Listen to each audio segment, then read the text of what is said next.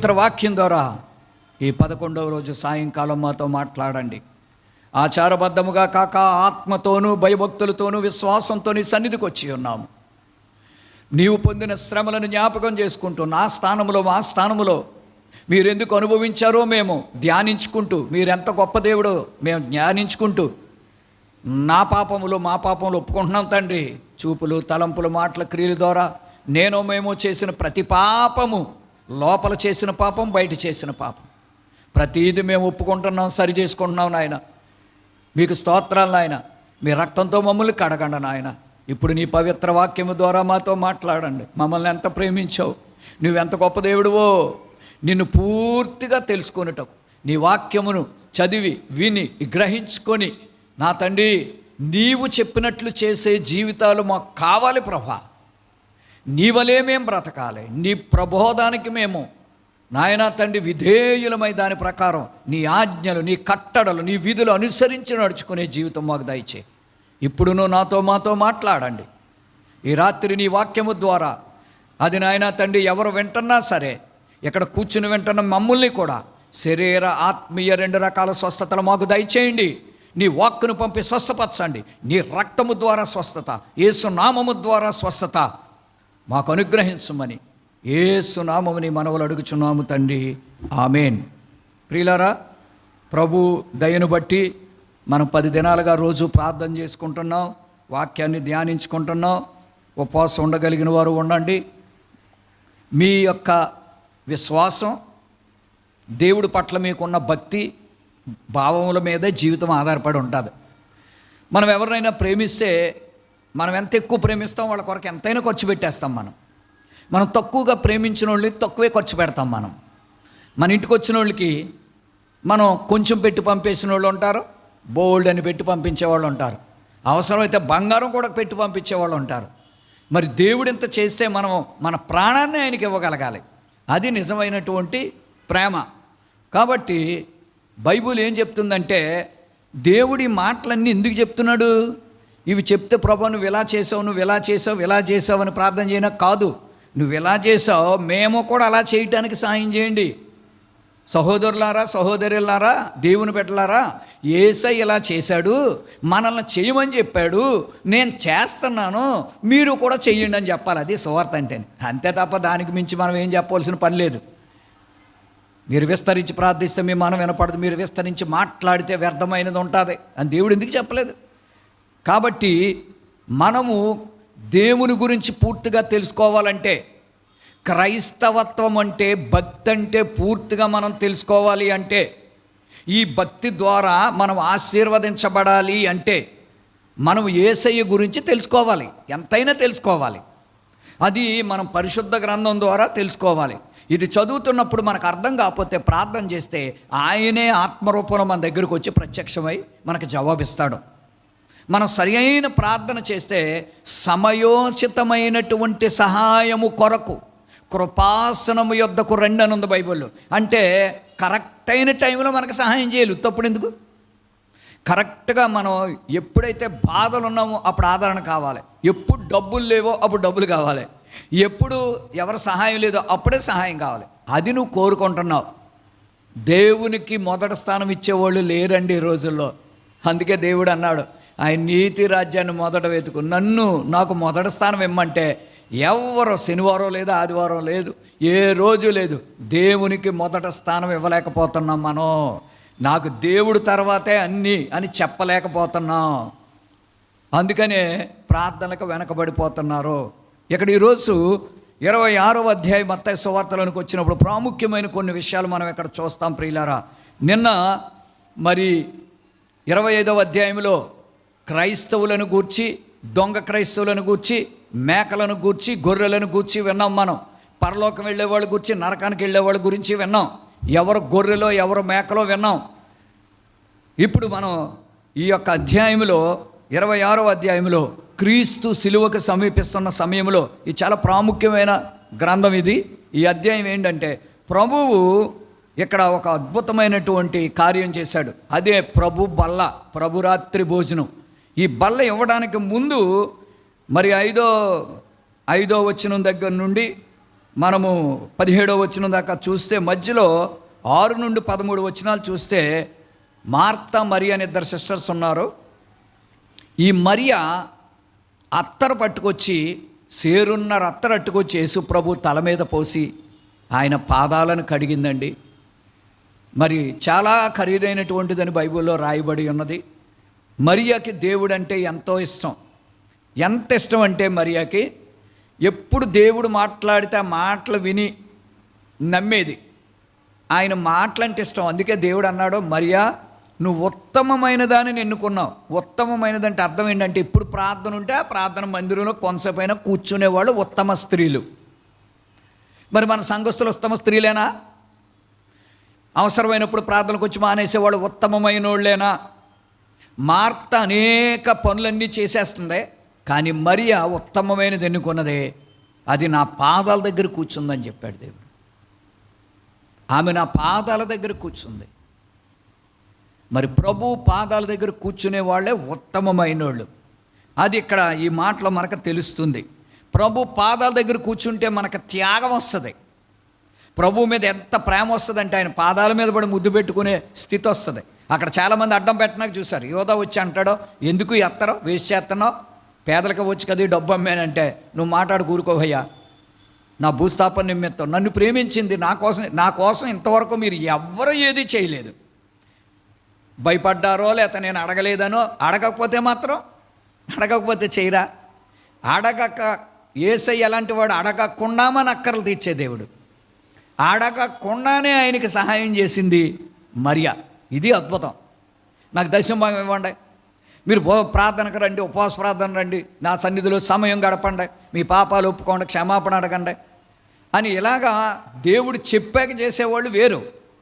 చెప్పాక చేయటం అనేది సాధారణం, చెప్పకుండా చేయటం అనేది అది చాలా అద్భుతం. యేసయ్య చేశాడు.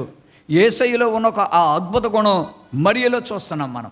ఆయన అడగకుండానే నా భూస్థాపన నిమిత్తం చేసింది అన్నాడు. ఇది చాలా అద్భుతమైన మాట. ఆ తర్వాత 14 నుండి 16 వచనాలు మనం చూస్తే చాలా భయంకరమైన విషయం. యేసయ్యకు 12 మంది శిష్యులుంటే ఆ 12వ వాడు చివరి పేరు ఉందండి. ఆడికి ఏ పేరు ఉందే? చివరి పేరు. దేవుడు మొదటి శిష్యుడి దగ్గర నుండి ప్రారంభించాడు. పేతురు, యోహాను, యాకోబు దగ్గర నుండి ప్రారంభిస్తే చివరోడు ఎవరయ్యాడు? యోధా అయ్యాడు. నాకు ఇందులో ఒకటి అనిపిస్తుంది, నాకు చివరోడిని లాగేస్తాడేమో సైతానుడు. నేను అదే అనుకుంటున్నాను. అందుకే ఇంట్లో చిన్నోళ్ళు కూడా అల్లరగానే దుర్మార్గంగా ఉంటారు. అందుకే చిన్నపిల్లల్ని మనం కాపాడుకోవాలి. ఇంట్లో చివరిలో ఆడపిల్ల పుట్టినా మగపిల్లడు పుట్టినా వాళ్ళని సాతానుడు చాలా దాడి చేస్తాడండి. వాళ్ళకి తెలివి ఎక్కువ ఉంటుందండి మళ్ళీ. కానీ ఆ లోక జ్ఞానాన్ని లాగేసుకుంటాడు సైతానుడు. అది నా ఇంట్లో అయినా మీ ఇంట్లో అయినా ఎవరింట్లో అయినా సరే మనం చాలా ఎక్కువ. అందుకనే చిన్నపిల్లల కోసం 2 అంతల ప్రార్థనలు మనం చేయాలి మన ఇళ్లలో. ఇక్కడ చివరగా ఉన్నటువంటి ఈ యోధ వెనక్కి ఎప్పుడైతే ఉన్నాడో ఆడు వెనక్కి పోయాడు. ఏమండి, భక్తిలో వెనక్కి ఉన్నాడు, డబ్బులు మెయింటెనెన్స్ చేయటంలో అపనమ్మకంగా ఉన్నాడు. ఎందుకంటే చందా సంచులోంచి దొంగతనం చేసేవాడు అంట డబ్బు అంతా అడిగిస్తే. మనం చందా సంచులో దొంగతనం చేయం, కానీ దేవుడు మనల్ని ఆశీర్వదించాక ప్రథమ ఫలాలు, ప్రతిష్టార్పణలు, సర్వ సమృద్ధినిచ్చి జీతాలు ఇచ్చి ఉద్యోగాలు ఇస్తే ఈరోజు తప్పుడు ప్రసంగంగాలు ఏంటంటే నువ్వు దశం భాగం ఒక అంటున్నాడు. మరి వాళ్ళు తీసుకోవట్లేదా?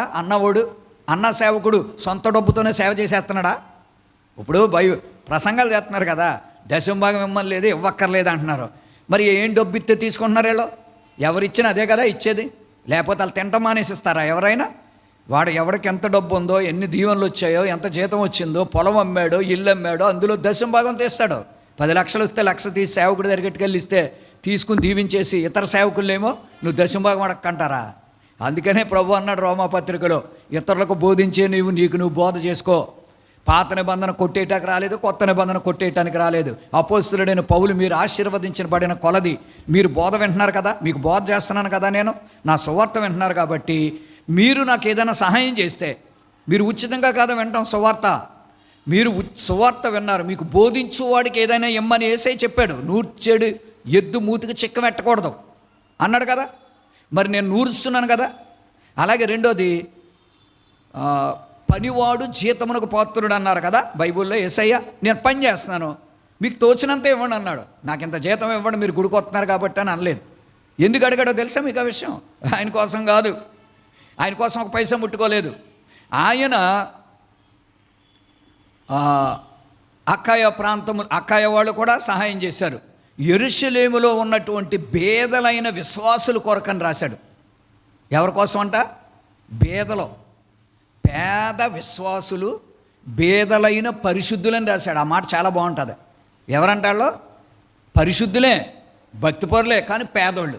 నిజమైన పరిశుద్ధులు, భక్తిపరులు పేదోళ్ళుగానే ఉంటారు. వాళ్ళకి ఏమి ఉండదు, వాళ్ళు అడగరు ఎవరిననే. కాబట్టి పౌలు అంటాడు, అందరూ అక్కయ్య వాళ్ళు ఇస్తున్నారు, మీరు కూడా ఇవ్వండి. కొరింథీ సంఘమా, మీరు ఇంతకుముందు సాయం చేశారు, మీరు ఇస్తే అది పట్టుకెళ్ళి నేను వాళ్ళందరికీ ఇస్తాను, నాకొద్దు, నేను ఇస్తాను అంతే. ఎంత చక్కని మాట. దేవుడైతే అందరికి ఇచ్చే మనసు ఉంది, కానీ అందరికీ ఇచ్చే మనసు దేవుడిది, దోచుకునే మనసు ఆయన శిష్యుడైన యోధాది. కనుక దేవునిది తినేసి ఎప్పటికైనా సరే దేవుడికి తెలిసిన నా అవసరాలను, అప్పులు, నా కష్టాలని చెప్పి ఎంత మాత్రము కూడా దేవుడికి ఇవ్వాల్సింది ఇవ్వకపోతే, అందుకే శాస్త్రులు పరిచయాలు వచ్చే మాట అన్నారు, అది చాలా అర్థమయవంతమైంది. ప్రభా కైసరికి పన్ను ఇవ్వాలా వద్దా అని అడిగారు. అయితే నాణ్యం తీసుకురండి చూపించండి అన్నారు. చూపించినప్పుడు దాని మీద కైసరు బొమ్మ ఉంది. మరి నాణ్యాలన్నిటి మీద కైసరు అధికారి అయినప్పుడు ఆడి బొమ్మ కాకపోతే ఎవడ బొమ్మ ఉంటుంది చెప్పు? దాని అర్థం ఏంటి? కైసరుకి ఇవ్వండి, మొత్తం అన్నీ కైసరికే ఇచ్చేయాలి. ఇంకా దేవునికి ఇవ్వండి ఎక్కడి నుంచి తెచ్చిస్తారు? ఏమిస్తారు అప్పుడు? ఆ బొమ్మలు ఏమి ఇవ్వాలి? ఏం చేస్తారు చెప్పండి? ఊహించుకోండి, మీరు ఆలోచించండి, నేను చెప్పను కానీ దాని ఆన్సర్. దేవుడివి దేవునికి ఇవి. నీకు దేవుడికి ఏదైనా ఇవ్వాలని ఉంటే, నీకు బైబిల్లో ఏమైనా అర్థమైతే అది నువ్వు దేవునికి ఇవి. దేవునికి ఇస్తున్నావంటే నువ్వు నష్టపోవో, నువ్వు మోసపోవో, నువ్వు అడుక్కు తినవో, నువ్వు అప్పుల పాలు అయిపోవో. అయ్యో దేవుడికి ఇచ్చేసాను అనుకో, అయ్యో నా పిల్లలు చాలా చదివించుకోవాలి, నేను బంగారం కొనుక్కోవాలి, ఇల్లు కట్టాలి, డాబా కట్టాలి, పెళ్ళిళ్ళు చేయాలి, ఏమైపోద్దో. నువ్వు దేవుడికి ఇచ్చే కొంచెం కోసం అలాంటి ఆలోచన కలిగి ఉండొద్దు. దేవునికి ఇచ్చేవారు ఆశీర్వదించబడతారు. దేవునికి ఇచ్చేవాళ్ళు ఆరోగ్యాన్ని దీవిస్తాడు దేవుడు, వారిని సర్వసమృద్ధులకు నడిపిస్తాడు తెలుసా. కానీ ఇక్కడ యోధ దేవుడిదే తీసేసుకున్నాడు. నేనేం దేవుడు తినట్లేదు, నా కష్టాజీతం నాదని అనుకుంటాం, కానీ మన దేహమే అయింది, మన బలం అయింది, మన జ్ఞానం అయింది, అన్నీ దేవుడు మనకిచ్చాడు. అన్నీ ఇచ్చి పనిచేస్తున్నాం మనం. ఒక కంప్యూటర్ షాపుని ఒక కొత్తగా వచ్చిన కుర్రోడికి, అబ్బాయి ఈ కంప్యూటర్ షాపు నీకు అప్పగిస్తాను, ఇదంతా చెయ్యి, నీకు జీతం ఇస్తానంటే ఇవన్నీ నాకు తెలుసు కాబట్టి ఇవన్నీ నాయ అని అనుకుంటాడా? ఇది యజమానుడిది. ఈ కంప్యూటరు, ఈ ప్రింటరు, ఇవన్నీ ఇక్కడ ఉన్నటువంటి ఈ కెమెరా అవనివ్వండి, ఈ వస్తువులు, ఈ పేపర్లో ప్రింటరు అన్నీ ఆయనవి కాబట్టి నేను ఆయన కొరకు చేస్తున్నాను అని అందులోంచి ఏమైనా దోచేసుకుంటాడా? దోసుకుంటాడు, తీసుకుంటాడా? ఇవన్నీ నాకు అప్పగిచ్చాడు కాబట్టి నేను తీసేసుకుంటాను, నాకు కావాల్సినంత ఖర్చు పెట్టుకు తినేస్తానంటాడా?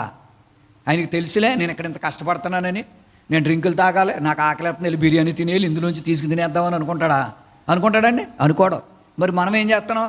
నిన్ను దీవించి నీకు ఉద్యోగం ఇచ్చిందంత వేలు ఇస్తే దోసుకుంటున్నావే, నువ్వు దేవుడికి ఏమి ఇవ్వవా? నీ ఆరోగ్యం, నీ బలము, నీ జ్ఞానం, నీ ఉద్యోగం, ఆ జీతం అన్నీ దేవుడే ఇస్తున్నాడు కదా నీకు. అయ్యా అన్నీ నువ్వు ఇచ్చావు, నాదేదో నాకు ఇవ్వని అడిగితే ఇవ్వడా దేవుడు? ఆయన అన్యాయం చేసే దేవుడు కాదు. ఇక్కడ యోధా గురించి అంతా తెలుసుకోవాల్సి వస్తుంది మనం. దేవుని శిష్యుడై ఉండి దొంగోడు అని రాస్తుంది బైబిల్.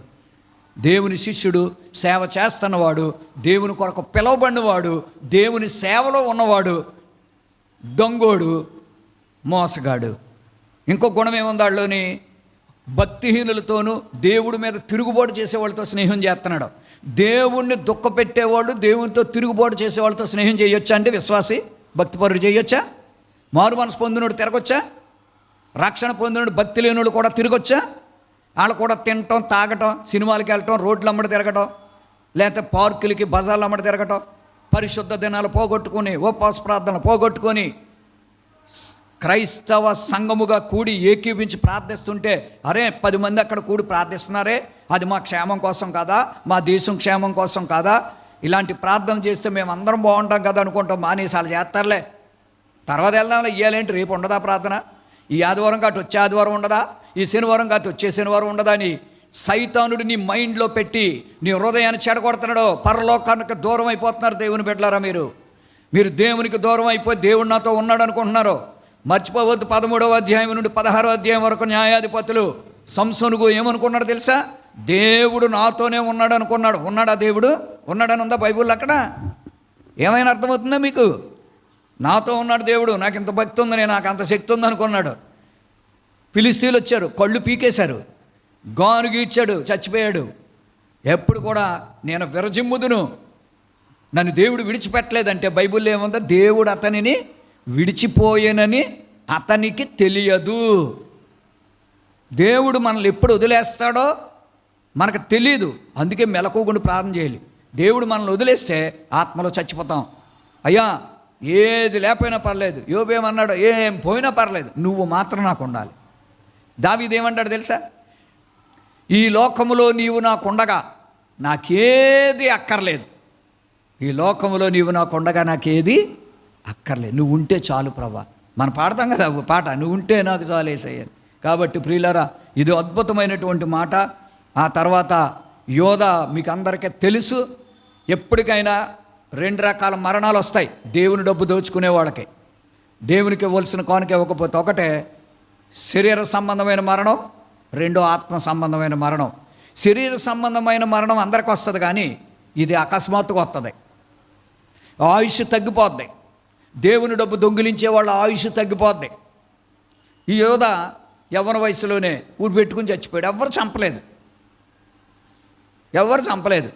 ఓ దొంగోడా, ఓ ద్రోహి అని దేవుడు అనలేదు. కానీ బైబిల్లో ఏం రాసిందంటే అతడు ద్రోహి అని రాసింది. నమ్మక ద్రోహి, నమ్మినట్టు నమ్మించి మోసం చేశాడు. శిష్యులందరినీ బ్రదర్స్ అంటా తిరుగుతూ ఓలివ కొండ గెత్సేమనే తోటలో ప్రార్థన చేసి, అసలు యేసయ్య శిష్యులు ఎక్కడ ప్రార్థన చేస్తారో కూడా తెలియదు వాళ్ళకి, సైనికులకి. నాకు తెలుసా స్థలం అని చెప్పి వాళ్ళ రహస్యంగా ప్రార్థన చేసుకున్న స్థలంలో, అక్కడైతే చంపేయడానికి బాగుంటుందని వాళ్ళందరినీ సైనికుల్ని ఆ గెత్సేమనే తోటలోకి ఆ ప్రభు ఎక్కడ ప్రార్థన చేస్తాడో వాడికి తెలుసు కాబట్టి అక్కడికి తీసుకొచ్చాడు అని. మళ్ళీ ఇంకో పనికి పని చేశాడు. ఆడి గుణాలన్నీ చూడండి ఎలాగున్నాయి, మనలాంటి గుణాలే.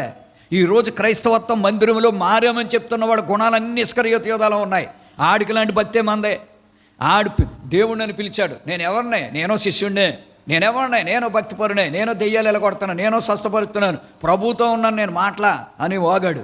అందరికంటే నేనే గొప్ప, ఎందుకంటే నేను ట్రెజరర్నే, నేను డబ్బు మెయింటైన్ చేశాను అన్నాడు. కానీ వాడు దొంగోడని ఒప్పుకోలేదు. ఏమంటే భక్తిహీనులతో దేవుడి మీద తిరుగుబాటు చేసి దేవుడు ఎప్పుడు చచ్చిపోతాడన్న వాళ్ళతో ఏకీపించాడు. ఇంకా చాలా పనులు చేశాడు. ఏమంటే భక్తిహీనులతో ఉన్నాడో, దిద్దుకోకుండా వచ్చి రొట్టె తీసుకున్నాడో వాళ్ళు సైతం దూరిపోయింది. దొట్టే రాక్షరసం తీసుకుంటే ఏమవ్వాలండి? మనకి కమ్యూనియన్ తీసుకుంటే మన పాపాలు క్షమించబడాలి, రెండవది మనకు పరిశుద్ధత రావాలి, మూడవది మనకు ఆరోగ్యం రావాలి, మనకు దీర్ఘాయువు రావాలి. దేవుని కలలో దర్శనాలతో ఆయన కొరకు సువార్త ప్రకటించాలని ఆత్మతో నిండిపోవాలి. ఈ 4గిటికి బదులు వాళ్ళకి ఏమొచ్చేసింది? దెయ్యం వచ్చేసింది. దెయ్యం వచ్చి వెళ్ళిపోయి ఏం చేశాడు? ఊరు పెట్టుకుని చచ్చిపోయాడు. ఎంత భయంకరమైన విషయం! ఏమంటే తన తోటి శిష్యులు అందరూ నమ్మారు, అందరిని కూడా పట్టించేయటానికి చేశాడంటే. అందరిని కూడా పట్టించే పాపం వాళ్ళు అల్లిపోయి పారిపోయారు అందరూ. ఎంత కారకుడో చూడండి. ఎందుకంటే ఒక మనిషి డబ్బు వల్ల పాడైపోతాడు. డబ్బు గర్వం, నా డబ్బు నాది, నేను, ఎన్నడో అది ఉండకూడదు.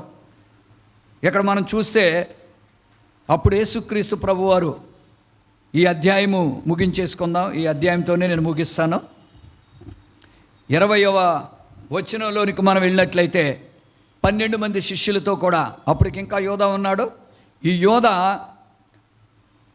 అందరితో కలిసి, డబ్బు అతని దగ్గరే ఉంది కాబట్టి ఒకవేళ ఆ రొట్టె ద్రాక్షారసం ఎన్ని కొనటానికి కూడా వాడిని వాడుకున్నాడు. డబ్బులో నమ్మకత్వం లేదు, లెక్కల్లో నమ్మకత్వం లేదు. ఇది నన్ను ఎవరున్నారండి అలాగా క్రైస్తవులు అని చెప్తాని, దేవుని బిడ్డ అయ్యుండి నేను సత్యం అని చెప్పాడు, దొంగతనం చేయొద్దు, డబ్బు మీద ఆశ పెట్టు, ఎన్ని చెప్పాడు దేవుడు, ధనవంతులు పరలోకం, ఎన్ని చెప్పినాడికి డబ్బు దెయ్యం పట్టేసింది. ఆ డబ్బు దెయ్యం మన మనసులో, మన హృదయాల్లో ఉండక, డబ్బు దెయ్యమే నిన్ను ప్రార్థనకు రానివ్వట్లేదు. ఆ డబ్బు దెయ్యం నిన్ను దేవుడి దగ్గరికి రానివ్వదు. యోధాగాడు అలాగ దూరంకి వెళ్ళిపోయాడు. యేసయ్య ఎత్తుకుని వెతుక్కుని భుజం మీద ఎక్కించుకుని గొర్రె పిల్లలకు పెంచాడండి యోధాని. ఎంత దౌర్భాగ్యం అండి! మరి అతని కుటుంబం ఉందో లేదో కానీ ఎంత శాపం అండి! ఈ బైబిల్లో ప్రపంచం అంతట్లో ఎవడైనా క్రైస్తవులు ప్రజలందరూ అసహించుకునే వ్యక్తి ఎవడైనా ఉన్నారంటే ఇద్దరే ఉన్నారు. ఒకడు సైతానుడు, రెండోది ఇస్కరియోతు యోధ. దేవుడిని అప్పగించి చంపేసినాడు. సైతాను పని చేశాడు, దేవుడు పని చేయలేదు. ఇంకొక మాటలో చూస్తే వీళ్ళందరికీ ప్రభురాత్రి భోజనం ఇచ్చినట్లుగా, ప్రభు ఇక్కడ వ్రాయబడి ఉంది ప్రియులారా, యేసయ్య ప్రభురాత్రి భోజనం ఎందుకు ఇచ్చాడంటే వాళ్ళు ఇప్పటికీ పరిశుద్ధంగా ఉండాలని, అప్పుడప్పుడు అలాంటి ప్రభురాత్రి భోజనాలు తీసుకోవాలని. ఒకవేళ అలా రక్తంలో పాపం ఉంటే నా రక్తం తాగి మీ పాప రక్తం వల్ల మీరు రోగాలు వచ్చి చచ్చిపోకూడదు, నా శరీరము నీ యొక్క ఆహారము, నా రక్తం నీ యొక్క రక్తంగా మారుతుంది. కాబట్టి ద్రాక్ష రసాన్ని నా రక్తముగా మీరు తీసుకుని తాగితే మీ రక్తంలో ఉన్న పాపాలన్నీ కడిగేస్తాను. మీ శరీరంతో, ఈ చూపులు, తలంపులు, మాటలతో, ఈ శరీరేచ్ఛలతో, తిండి ఇచ్ఛలు నెరవేర్చుకునే పాపముతో ఈ శరీరాన్ని పాడు చేసుకుంటున్నారు కదా. ఇప్పుడు మీ శరీరం అంతా శుద్ధీకరించబడాలంటే, మీ శరీరంలో రోగాలు రాకుండా ఉండాలంటే, ఆరోగ్యంగా ఉండాలంటే మీరు ఈ రొట్టె నా యొక్క శరీరం అని నమ్మి తినండి అని చెప్పాడు. ఆ రెండు కొనుక్కు రావడానికే యోధానే పంపాడు మళ్ళీ.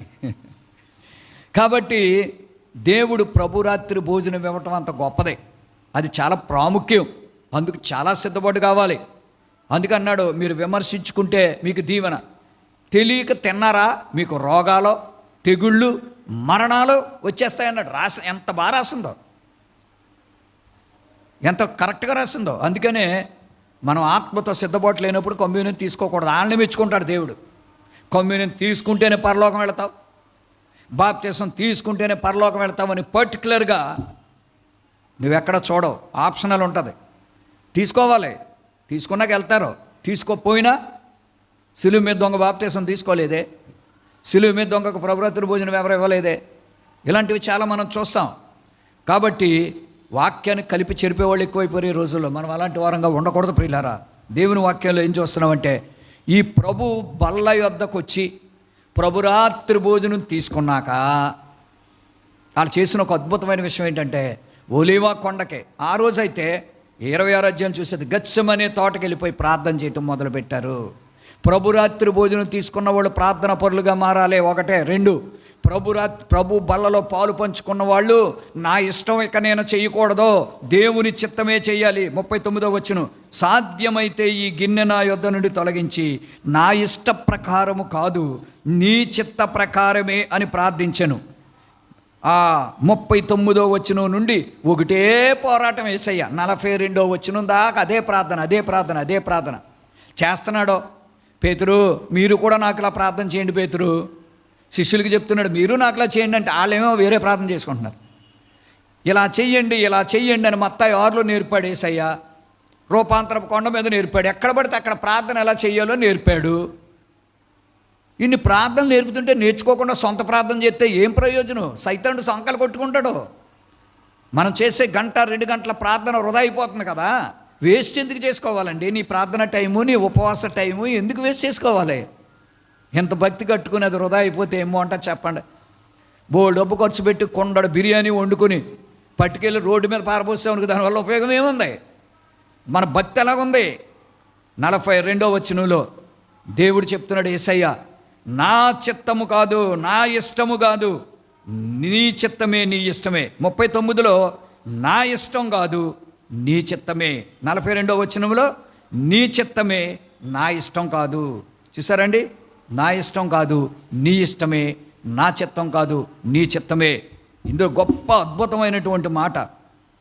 46 నుండి మనం చూసినట్లయితే 44 నుండి 46 వచనాల్లో 3 సార్లు యేసయ్య ప్రార్థన చేశాడు. 3 సార్లు నా ఇష్టం కాదు ప్రభా, నా ఇష్టం ఎక్కడ చేసేయకూడదో ఇదే ప్రార్థన పౌలు చేస్తాడు. అయ్యో నీ ఇష్టం చేయాలనుకుంటున్నాను, నా ఇష్టం చేసేసుకుంటున్నాను, నేను అలా చేయకూడదు. ఏడుస్తున్నాడు పౌలు. నాలో మంచిది లేదు ప్రభా, నువ్వైతే మంచోడు కాబట్టి నువ్వు చేయగలిగావు, తండ్రి చిత్తం నేను చేయలేకపోతున్నాను. మనమందరం తండ్రి చిత్తం చేయాలి. ప్రతి విషయంలో నా ఇష్టం వద్దు, నా చిత్తం వద్దు, నీ ఇష్టము నీ చిత్తమే జరిగించమని మనం మొరపెట్టాలి. ఈ ఊరు వెళ్ళటం దేవుడి చిత్తమా? ప్రార్థన మానేయటం దేవుడి చిత్తమా? ఇలాంటివన్నీ దేవుణ్ణి అడగాలి. ఇది కొనడం దేవుని చిత్తమా? ఈ పెళ్లి దేవుని చిత్తమా? అడగొద్దా? ప్రతి విషయం మనం అడగొద్దా అండి? ఈ స్నేహితుడితో స్నేహం చేయటం దేవుని చిత్తమా? ఈ వ్యాపారం దేవుని చిత్తమా? నీ చిత్తమా కాదా ప్రభా? దేవుడి చిత్తం కాకపోయినా మన ఇష్టం. మనకు కలిసి వచ్చింది, మనకు డబ్బు వస్తుంది, మనకు సుఖం ఉంది, మనకు లోకాశ వస్తుంది, శరీరేచ్ఛలు నెరవేరుతున్నాయి, సంతోషపడుతున్నాం కాబట్టి కంటి చూపుతో ఆనందం, శరీరంతో ఆనందం అనుభవిస్తున్నాం కాబట్టి తిందాం, తాగుదాం, సుఖిద్దాం, తిరుగుదాం అని అనుకుంటే ఏం జరుగుతుంది చెప్పండి? ఏం జరుగుతుందంటే తెలియని గడియలో మనం పాతాళానికి వెళ్ళిపోతాం ప్రియులారా. ఎందుకింత సువార్త చెప్పనా? ఈ చిన్న జీవితంలో కష్టం వస్తే చచ్చిపోవాలనిపిస్తుంది మనకే. అలాంటప్పుడు సదాకాలం యుగ యుగాలు నరకంలో కాలిపోతారు. అగ్నిగుండంలో అగ్ని ఆరదు, పురుగు చావదు. పరలోకం వెళ్ళవా? ప్రభువుని స్తుతిస్తూ ఆయన సింహాసనం దగ్గర మనం ఉండొద్దా?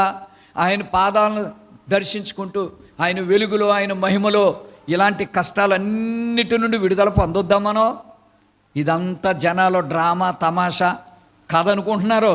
కాదండి, ఏదైనా కథ ఏమో కానీ ఇది కథ కాదు, ఇది సత్యం. మనం అర్థం చేసుకోవాలి. చివరిగా మనం ఏం చూస్తామంటే, మరి గెత్సెమనే తోటలోనికి నాయన సైనికులు వస్తాం, ఆ తర్వాత నాయన వాళ్ళందరిని బెదిరించేసి ఆ యేసయ్యను పట్టుకోవడం, ఇలాంటివన్నీ కూడా మన ప్రభు అయిన యేసుక్రీస్తు తండ్రిని ఎన్ని రకాలుగా బాధ పెట్టారో. యోధా వచ్చి మళ్ళీ ఫైనల్గా నాయన అంట ముద్దు పెట్టేసుకున్నాడు దేవుణ్ణి. ఎంత అన్యాయమో చూడండి. అన్ని తప్పులు చేసి ప్రభువుని అమ్మేసి వాళ్ళకి చెప్పేసి కమ్యూనిలో నుంచి వెళ్ళిపోయి వీడన్నీ చేస్తాడని తెలిసి అన్నీ అయిపోయాక మళ్ళీ ఏం చేశాడు? వచ్చి ముద్దెట్టుకుంటున్నాడు. ముద్దు ఎందుకు ఎట్టుకున్నాడు? దేవుణ్ణి చంపేయటానికి ముద్దెట్టుకున్నాడు. దేవుణ్ణి చంపేయడానికి ముద్దెట్టుకున్నాడండి. అయ్యి బాబోయ్, దేవుణ్ణి చంపే ముద్దు కూడా ఉంటుందా? అవును. కొంతమంది స్త్రీలు యవ్వనస్తులు ఓ ముద్దెట్టుకుంటారు, అప్పుడే సత్తాడాడు అంతే. ఇంకాడికి పెళ్ళి ఉండదు, పెటాకులు ఉండదు, లవ్ అఫేర్లోకి వెళ్ళి సర్వనాశనం ఎయిడ్స్ తెచ్చుకుని చచ్చిపోతాడు. ముద్దు ఈ మధ్యలో చాలామంది కొన్ని సంఘాల్లో కూడా ఇలాంటి పని చేస్తున్నారు. అది న్యాయమో కాదో నాకు తెలియదు. దేవుడు వాళ్ళకి తీర్పు తీరుస్తాడు. పవిత్రమైన ముద్దు పెట్టుకుని ఒకరికొకరు వందనాలు చెప్పుకోండి అన్నారంట. అందుకనే సంఘం అయిపోయి ఒకళ్ళు ముద్దులు ఎట్టుకుంటున్నారు కొన్ని సంఘాల్లో. ఏంటండి చేసేది? ఈ బయట వాళ్ళందరూ క్వశ్చన్ ఇస్తున్నారు కదా, అర్థం తెలియాలి కదా, తెలియొద్దా? యేసుప్రభు పాదాల మీద మరీ ముద్దు పెట్టుకోలేదా? కానీ ఇక్కడ చూస్తే ప్రభువుని ముద్దు పెట్టుకొని అప్పగిస్తున్నాడంట, అమ్మేస్తున్నాడంట. ముద్దు పెట్టుకుని అమ్మేస్తున్నాడు. కన్నబిడ్డలను నా బంగారు కుమార్తె అని ముద్దెట్టుకుని కుమార్తెను వేశ్యం చేసేస్తారు. నా బంగారు కుమార్తె, నా బంగారు కుమారుడు అని చెప్పాను దొంగోడిని తయారు చేస్తారు. నా వజ్రవంతుడైన కుమారుడా అని చెప్పాను తాగుబోతుని చేసేస్తారు. కానీ ఇక్కడ ఎలా ఉంది పరిస్థితి చెప్పండి? ఇప్పుడు మరి యోధాలో ఉన్న ఆత్మే కదా ఇది. పిల్లలను పాడు చేసుకునే వాళ్ళలో ఏ ఆత్మ ఉంది? సాతానికి అప్పగించేవాళ్ళు, చెడుకు అప్పగించేవాళ్ళు. ఇది తప్పు నానా, ఇది తప్పురా, ఇలాగ ఉండొద్దు బాబా, అమ్మా ఇలా ఉండకూడదమ్మా. దేవుని యొద్దకొచ్చి కడగబడాలి ప్రియులారా. యోధాను చూచి ఎన్నో నేర్చుకోవచ్చు. ఇక్కడ ఎంత డిస్టర్బెన్స్లో ఆ యోధాగాడు. నాకు అందుకనే ఈ ముద్దు అనేటటువంటిది బైబుల్ ఎంత భయంకరం. అది ముద్దు పెట్టుకొని వేషధారణ ముద్దు, దొంగ ముద్దు. అది దేవుణ్ణి అమ్మేయటానికి. ప్రేమించినట్టు నటించి ఈ రోజులు అలాగే చేస్తున్నారు జనాలు. ఒక అబ్బాయి అమ్మాయిని ప్రేమిస్తాడో నీకోసమని చెప్తాడు, తీసుకెళ్ళి ఎక్కడ అమ్మేస్తాడో, లాడ్జీలో అమ్మేస్తాడు. లేకపోతే అలాగ ఎంతమంది పురుషులు ఎంతమంది స్త్రీలను చేసుకుంటున్నారో, ఎంతమంది స్త్రీలు ఎంతమంది పురుషులను చేసుకుంటున్నారో, అంత మోసమే. లోకం, ఎంటర్టైన్మెంట్, ఈ లోకం అంత పాపం చూస్తే అంతా కూడా యోధా లాంటి వాళ్ళు ఎక్కువైపోయారు జనాలు. ఆడొక్కడ కాదు, ఆడు చచ్చిపోయాడు. ఆడాత్మ ప్రేతాత్మలో ఎంతోమందిని పట్టుకుంటున్నాడు. మనల్ని పట్టుకోకుండును గాక, మనలోనికి రాకుండును గాక.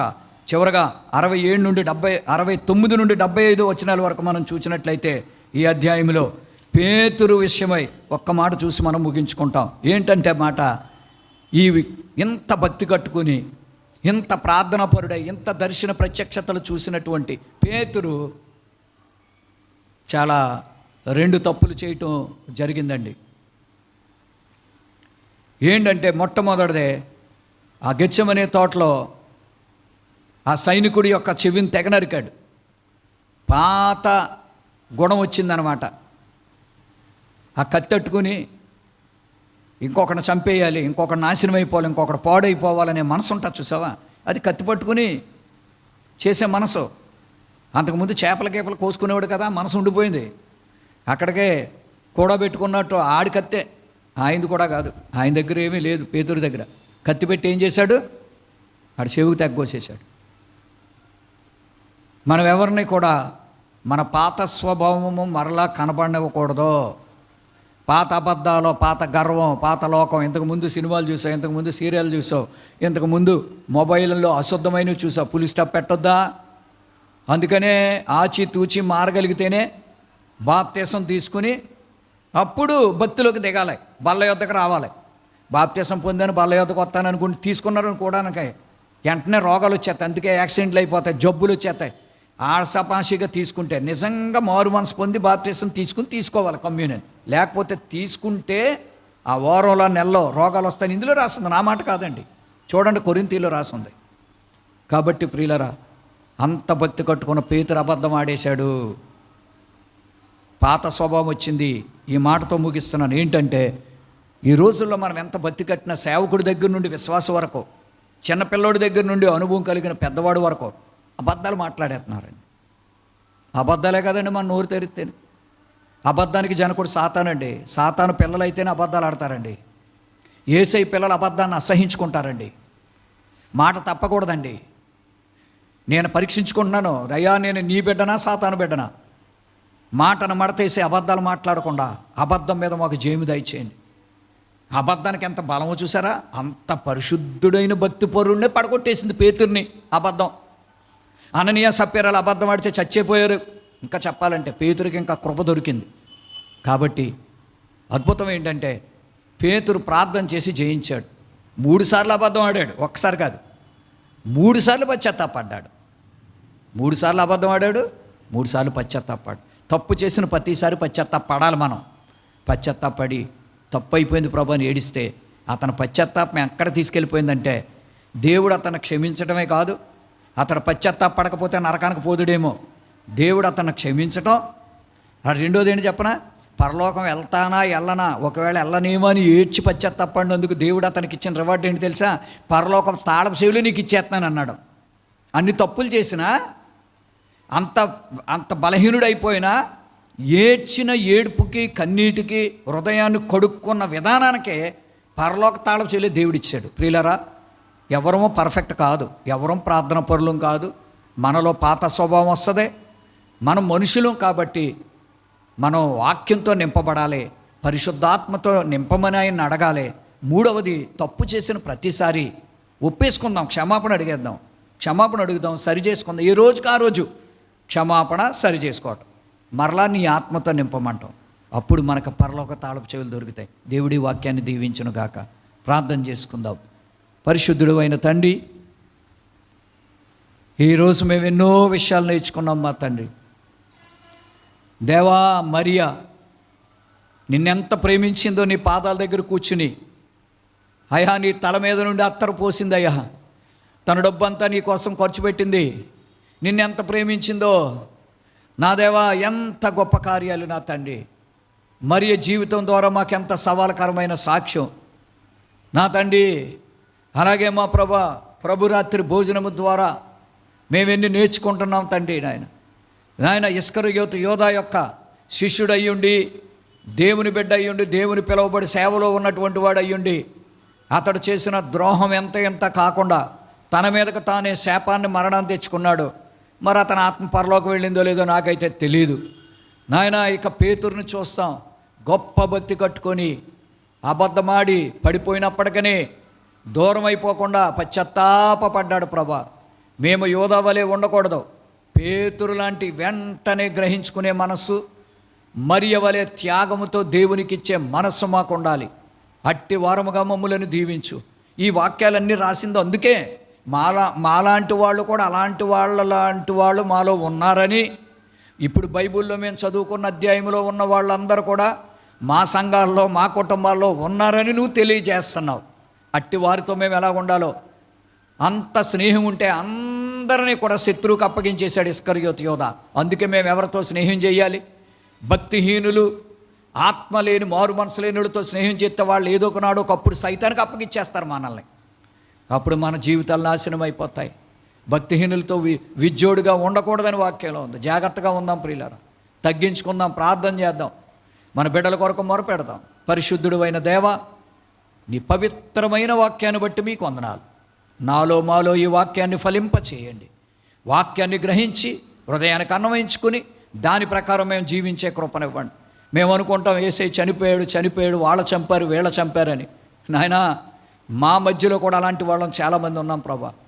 నాయన, ఆత్మరూపములో మేము నిన్ను సిలువకు కొట్టక, శ్రమ పెట్టక నిన్ను ఆరాధించేవారుగా చేయండి. వాళ్ళ శారీరకంగా నిన్ను శ్రమల పాలు చేసి చంపేశారు. మేము ఆత్మీయంగా మిమ్మల్ని శ్రమల పాలు చేసి అవమానపరిచి నిన్ను చంపక నీ ఆత్మను చంపక అన్నావు నా తండ్రి, ఆత్మను చంపకూడదు అన్నావు తండ్రి. ఆత్మను కాపాడుకునే వారంగా చేయండి. ఆత్మను ఆర్పకూడదు అన్నావు, అంటే ఆత్మను చంపేసుకోకూడదు అన్నావు.